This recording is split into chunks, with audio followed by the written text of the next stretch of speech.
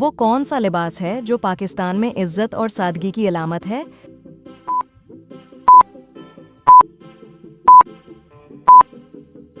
شلوار قمیض بھارت میں شادی کے موقع پر ہاتھوں پر کیا لگایا جاتا ہے جو خوشی کی نشانی ہے۔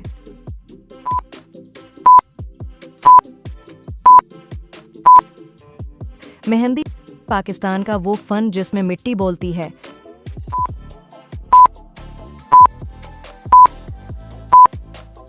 مٹی کے برتن پوٹریے بھارت کا کون سا رقص کہانی سناتا ہے؟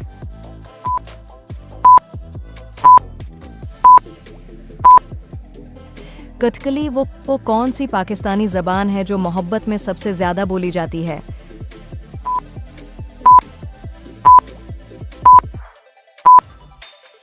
اردو بھارت میں وہ تہوار جس میں رنگ اڑتے ہیں۔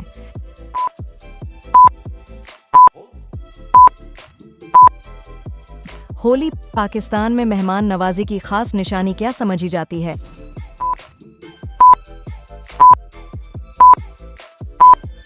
چائے